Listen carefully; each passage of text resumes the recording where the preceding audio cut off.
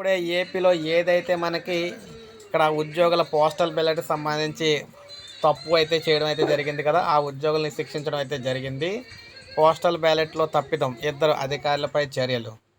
మీరు చూసుకోవచ్చు పల్నాడు జిల్లా నాదెండ్ల మండలం గణపవరంలో పోస్టల్ బ్యాలెట్‌లో జరిగిన తప్పిదంపై కలెక్టర్ చర్యలు తీసుకున్నారు. నాదెండ్ల అసిస్టెంట్ రిటర్నింగ్ అధికారి ఇక్కడ వరకుమార్‌ను ఎన్నికల విధుల నుంచి తొలగించారు.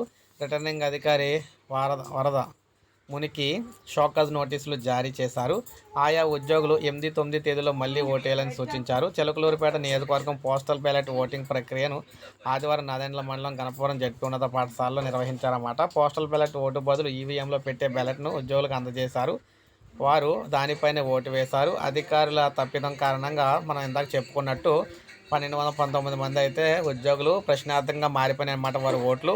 ఓటింగ్ పూర్తయిన తర్వాత గుర్తించిన అధికారులు ఆ విషయాన్ని అయితే ఉన్నతాధికారులు తెలిపారు. సో ఈ వ్యవహారంపై రాష్ట్ర ఎన్నికల ప్రధాన అధికారి ముఖేష్ కుమార్ మీనాకు అయితే తెలియజేయడంతో ఆయన అయితే మళ్ళీ వారికి అయితే అవకాశం ఇవ్వాలన్నారు.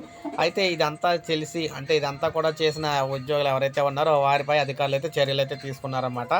సో ఇది మనకు ఇప్పుడు వచ్చిన లేటెస్ట్ అప్డేట్. ఒక లైక్ చేయండి, సబ్స్క్రైబ్ చేసుకోకపోతే మన ఛానల్ సబ్స్క్రైబ్ చేసుకొని ఫాలో